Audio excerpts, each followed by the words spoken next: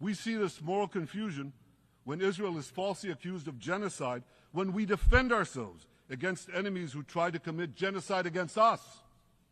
We see this too when Israel is absurdly accused by the ICC prosecutor of deliberately starving Palestinians in Gaza. What an absurdity! We helped bring in 700,000 tons of food into Gaza. That's more than 3,000 calories a day for every man, woman, and child in Gaza. We see this moral confusion when Israel is falsely accused of deliberately targeting civilians. We don't want to see a single person, a single innocent person die. That's always a tragedy. And that's why we do so much to minimize civilian casualties, even as our enemies use civilians as human shields. And no army has done what Israel is doing to minimize civilian casualties. We drop flyers, we send text messages, we make phone calls by the millions to ensure that Palestinian civilians get out of harm's way. We spare no effort in this noble pursuit. We see yet another profound moral confusion when self-described progressives march against the democracy of Israel. Don't they realize they support the Iranian-backed goons in Tehran and in Gaza, the goons who gun down protesters, murder women for not covering their hair, and hang gays in public squares, some progressives.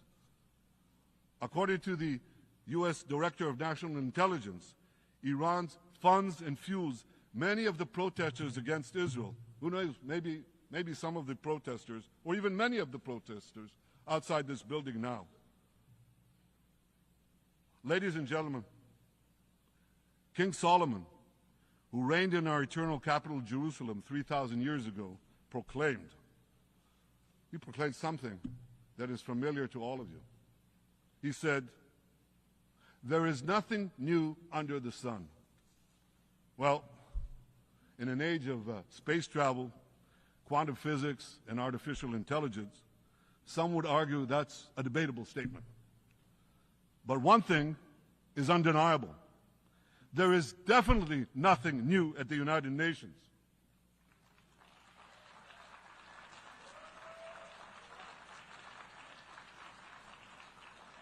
Take it from me. I first spoke from this podium as Israel's ambassador to the UN in 1984. That's exactly 40 years ago. And in my maiden speech here, I think it's the same podium, by the way. In my maiden speech here, I spoke against a proposal to expel Israel from this body. 4 decades later, I find myself defending Israel against that same preposterous proposal. And who's leading the charge this time? Not Hamas's unremitting aggression or the blessing of a historic reconciliation between Arab and Jew. In the days that followed that speech, the blessing I spoke of came into sharper focus. A normalization deal between Saudi Arabia and Israel seemed closer than ever. But then came the curse of October 7th.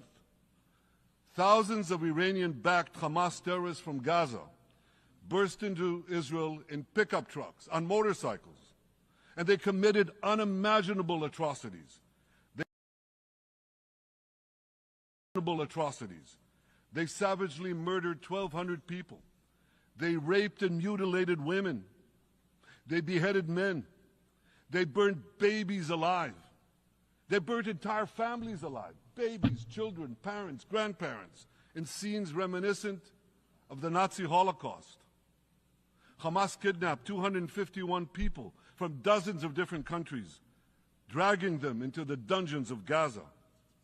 Israel has brought home 154 of these hostages, including 117 who returned alive. I want to assure you, we will not rest until the remaining hostages are brought home too. And some of their family members are here with us today. I ask you to stand up.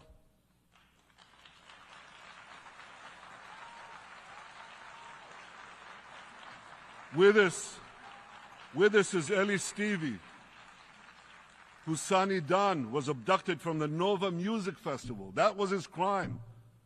a music festival. And these murderous monsters took him. Kobe Smirno, whose son Jonathan was murdered, and his corpse was taken into the dungeons, into the terror tunnels of Gaza. A corpse held hostage. Salim al-Atrash, whose brother Muhammad, a brave Arab-Israeli soldier, was murdered. His body too was taken to Gaza. And so was the body of Ifat Hyman's daughter in Bar, who was brutally murdered at that same music festival. With us is Sharon Sharabi, whose brother Yossi was murdered, and who prays for his older brother Eli, who is still held hostage in Gaza. And with us too is Izhar Lifsich from Kibbutz Nir Oz, a kibbutz that was wiped out by the terrorists. Thankfully, we achieved the release of his mother Yocheved, but his father Oded is still languishing in an underground terrorist hell of Hamas. I again promise you, we will return your loved ones home. We will not spare that effort until this holy mission is accomplished.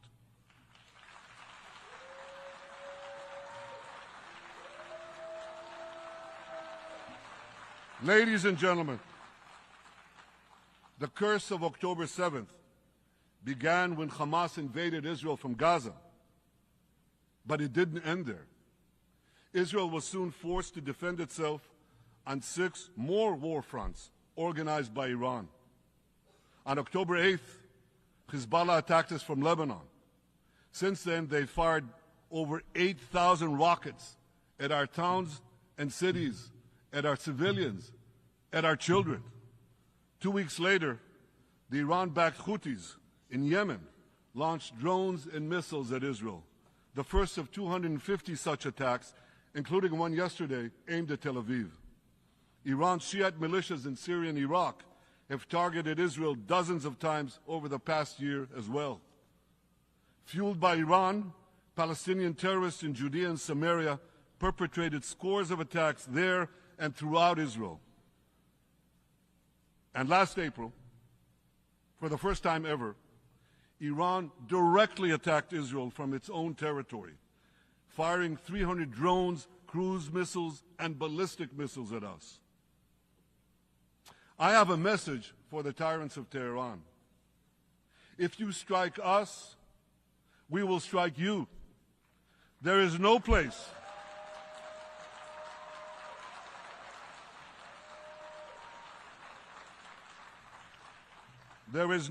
in Iran that the long arm of Israel cannot reach.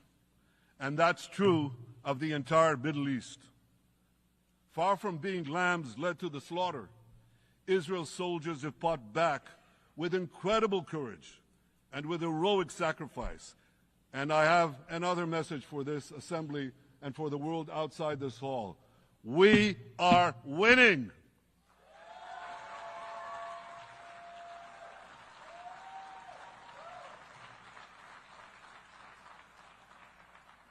Ladies and gentlemen, as Israel defends itself against Iran in the seven-front war, the line separating the blessing and the curse could not be more clear. This is the map I presented here last year. It's a map of a blessing. It shows Israel and its Arab partners forming a land bridge connecting Asia and Europe between the Indian Ocean and the Mediterranean Sea. Across this bridge, we will lay rail lines, energy pipelines, fiber optic cables, and this will serve the betterment of 2 billion people. Now look at this second map. It's a map.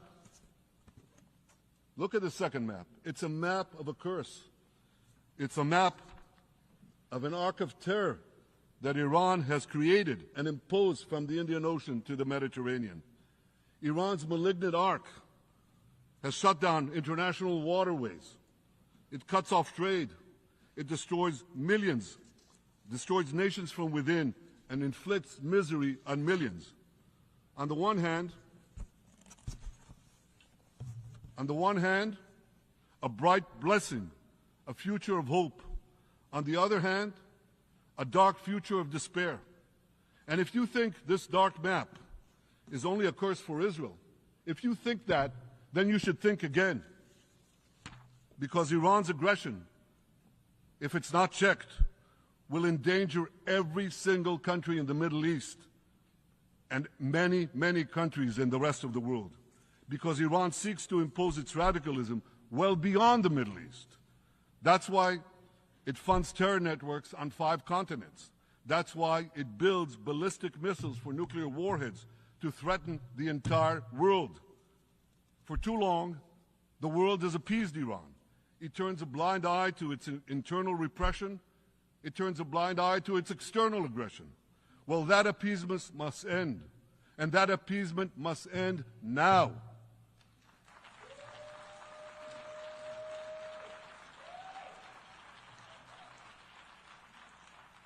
Nations of the world should support the brave people of Iran who want to rid themselves of this evil regime. Responsible governments should not only support Israel in rolling back Iran's aggression, they should join Israel. They should join Israel in stopping Iran's nuclear weapons program. In this body, in the Security Council, we're going to have a deliberation in a few months. And I call on the Security Council to snap back UN Security Council sanctions against Iran, because we must all do everything in our power to ensure that Iran never gets nuclear weapons.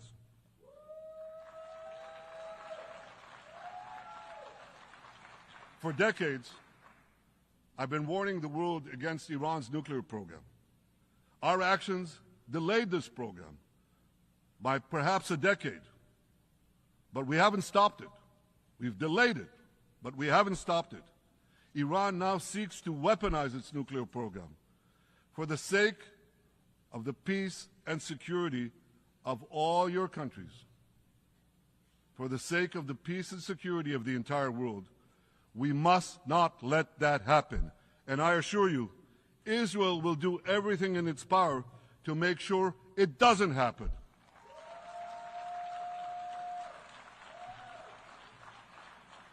So, ladies and gentlemen, the question before us is simple.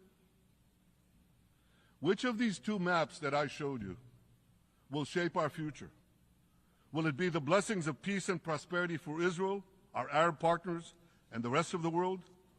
Or will it be the curse in which Iran and its proxies spread carnage and chaos everywhere? Israel has already made its choice. We've decided to advance the blessing. We're building a partnership for peace with our Arab neighbors while fighting the forces of terror that threaten that peace.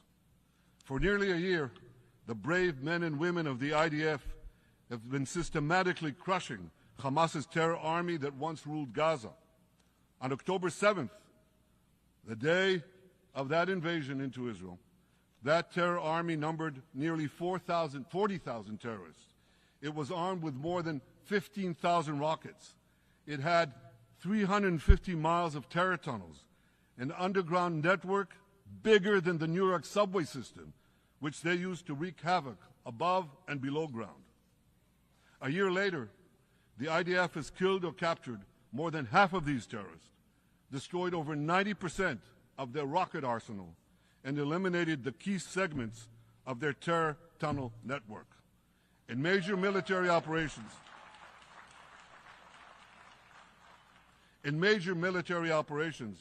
we destroyed nearly all of Hamas's terror battalions, 23 out of 24 battalions. Now, to complete our victory, we are focused on mopping up Hamas's remaining fighting capabilities. We are taking out senior terrorist commanders and destroying remaining terrorist infrastructure. But all the while, and I'll say this one more time, we remain focused on our sacred mission, bringing our hostages home, and we will not stop until that mission is complete. Now, ladies and gentlemen, even with Hamas's greatly diminished military capability, the terrorists still exercise some governing power in Gaza by stealing the food that we enable aid agencies to bring into Gaza. Hamas steals the food, and then they hike the prices.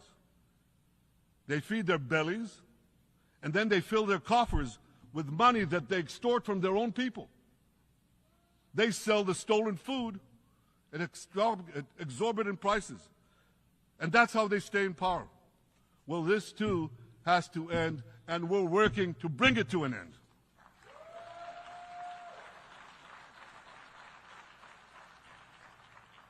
And the reason is simple.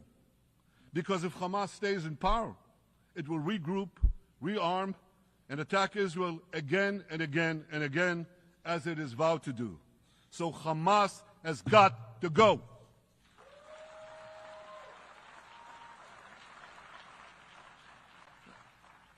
Just imagine, for those who say, well, Hamas has to stay, it has to be part of a post-war Gaza. Imagine, in a post-war situation in World War II, imagine allowing the defeated Nazis in 1945 to rebuild Germany. It's inconceivable. It's ridiculous. It didn't happen then. It's not going to happen now.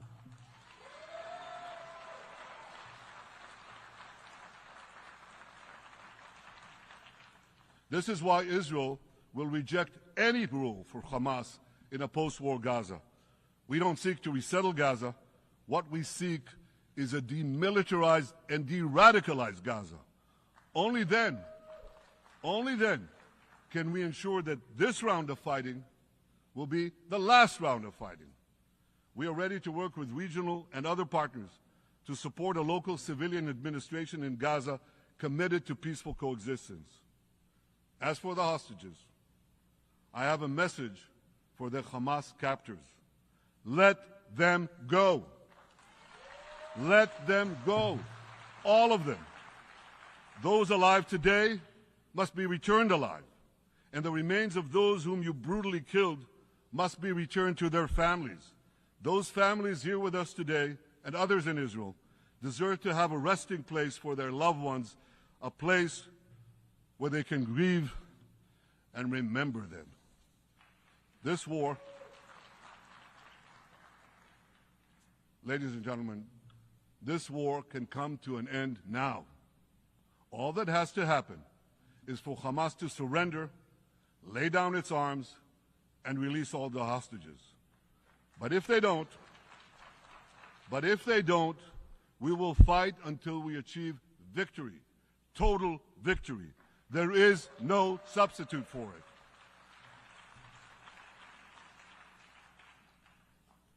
Israel must also defeat Hezbollah in Lebanon. Hezbollah is the quintessential terror organization in the world today. It has tentacles that span in all continents. It has murdered more Americans and more Frenchmen than any group except bin Laden. It's murdered the citizens of many countries represented in this room. And it has attacked Israel viciously over the last 20 years, in the last year, completely unprovoked. A day after the Hamas massacre, on October 7th, Hezbollah began attacks against Israel, which forced more than 60,000 Israelis on our northern border to leave their homes, becoming refugees in their own land. Hezbollah turned vibrant towns in the north of Israel into ghost towns. So I want you to think about this in equivalent American terms. Just imagine if terrorists turned El Paso and San Diego into ghost towns. Then ask yourself, how long would the American government tolerate that? A day? A week? A month? I doubt they tolerate it even for a single day. Yet Israel has been tolerating this intolerable situation for nearly a year. Well, I've come here today to say, enough is enough.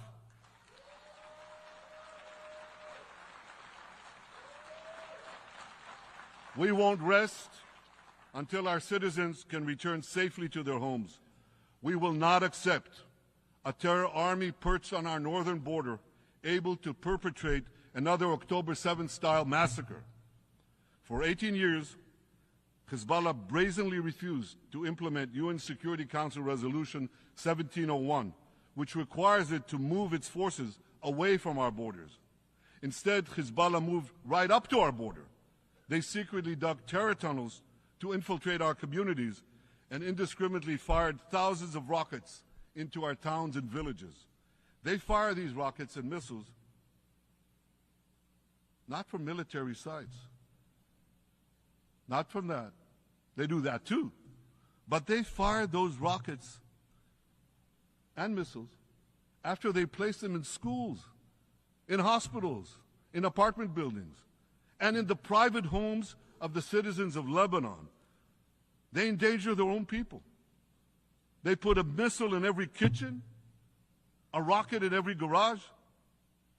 I said to the people of Lebanon this week, get out of the death trap that Hezbollah has put you in. Don't let Nasrallah drag Lebanon into the abyss. We're not at war with you. We're at war with Hezbollah, which has hijacked your country and threatens to destroy ours.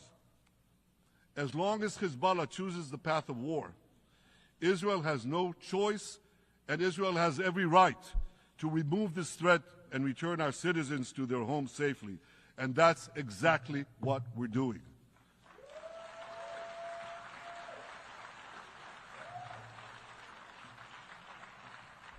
Just this week, the IDF destroyed large percentages of Hezbollah's rockets, which it built with Iran's funding for 3 decades. We took out senior military commanders who not only shed Israeli blood, but American and French blood as well. And then we took out their replacements, and then the replacements of their replacements. And we'll continue degrading Hezbollah until all our objectives are met.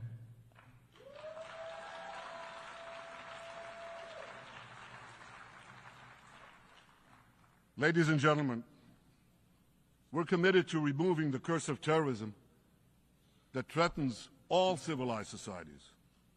But to truly realize the blessing of a new Middle East, we must continue the path we paved with the Abraham Accords 4 years ago. Above all, this means achieving a historic peace agreement between Israel and Saudi Arabia.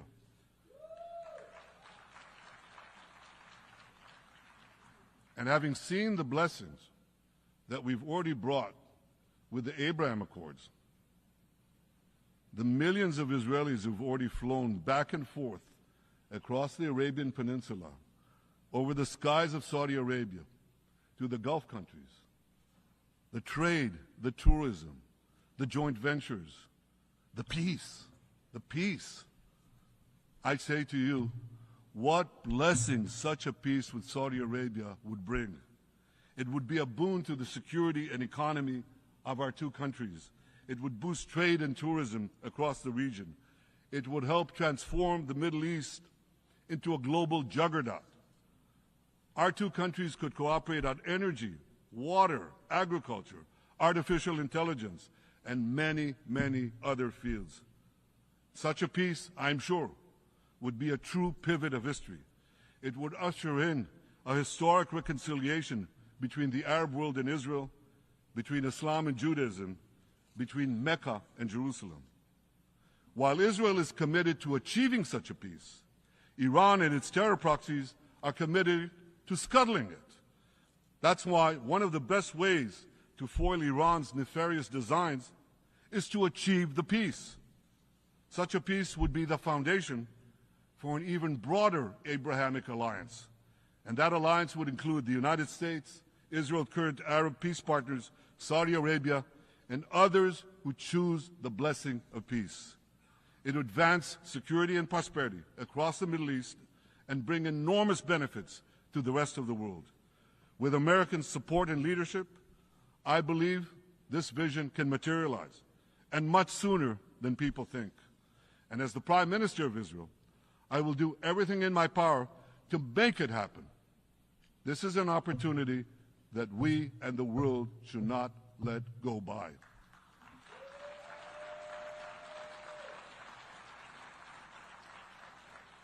Ladies and gentlemen, Israel has made its choice.